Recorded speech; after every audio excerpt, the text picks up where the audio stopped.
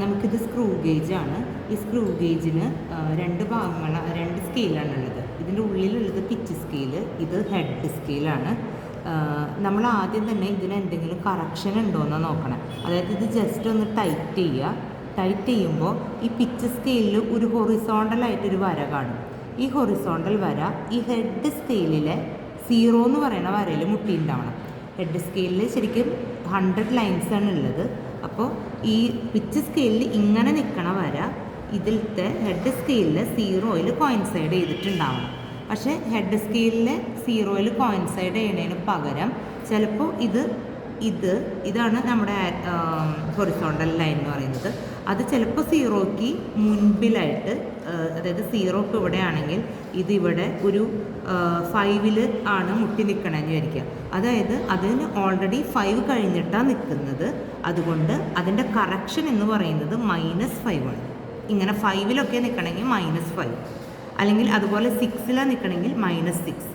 ചിലപ്പോൾ ഇത് 0 ഇവിടെ ആയിരിക്കും, ഇത് അതിൻ്റെ താഴെ ആയിരിക്കും ഈ ഹൊറിസോണ്ടൽ വര മുട്ടി നിൽക്കുന്നത്. ഇപ്പോൾ എക്സാമ്പിൾ 96ലാണെന്ന് വിചാരിക്കുക. അതായത് 0 ആവാൻ അതിൽ 4 ഡിവിഷനും കൂടെ കഴിയണം.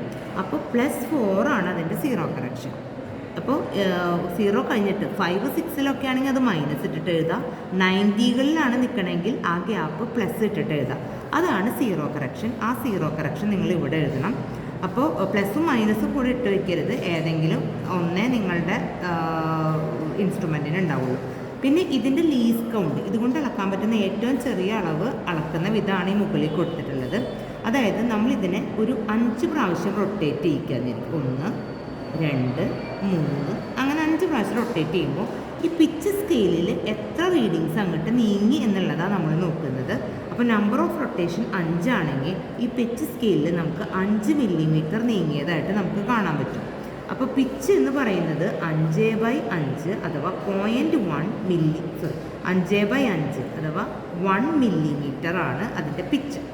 ലീസ് കൗണ്ട് കാണാനുള്ള ഇതെന്ന് പറഞ്ഞാൽ pitch by number of divisions on head സ്കെയിലാണ്.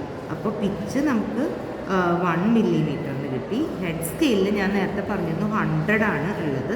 അപ്പോൾ 100 നേടി. അപ്പോൾ നമുക്ക് 0.01 മില്ലിമീറ്റർ അതാണ് ഇതിൻ്റെ ലീസ് കൗണ്ട് സ്ക്രൂ ഗേജിൻ്റെ. വെർണിയറിന് 0.01 തന്നെയായിരുന്നു, പക്ഷേ അത് സെൻറ്റിമീറ്ററിലായിരുന്നു.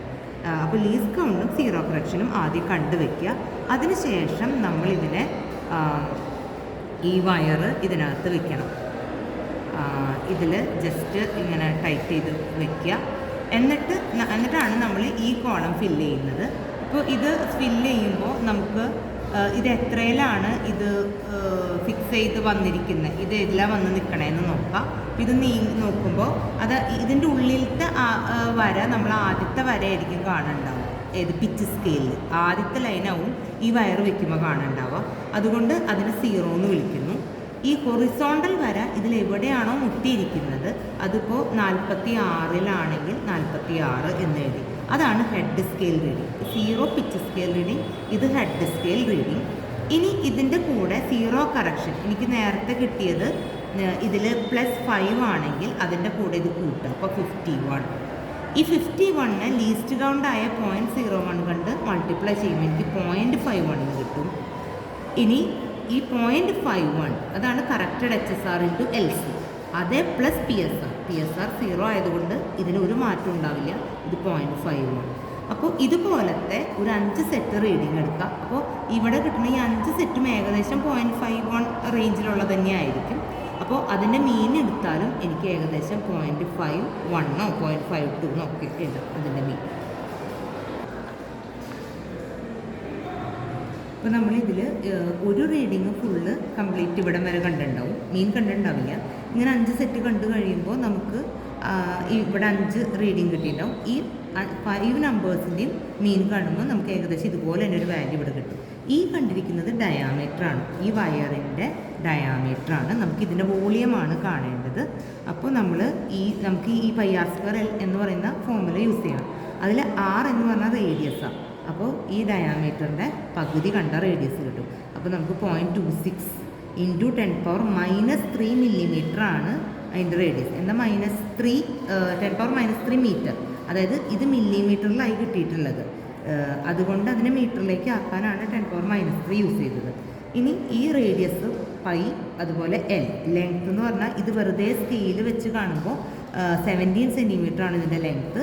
അതിനെ മീറ്ററിലേക്ക് ആക്കിയപ്പോൾ ഇങ്ങനെ ഇത് സബ്സ്റ്റിറ്റ്യൂട്ട് ചെയ്തിട്ട് കൊടുക്കുക. അപ്പോൾ നമുക്ക് കാൽക്കുലേറ്റ് ചെയ്യുമ്പോൾ 3.6 × 10⁻8 ആണ് അതിൻ്റെ വോളിയം കിട്ടുക. അതിൻ്റെ യൂണിറ്റ് മീറ്റർ ക്യൂബ് ഇട്ട് വയ്ക്കുക. ഇതാണ് ഫൈനൽ റിസൾട്ട്.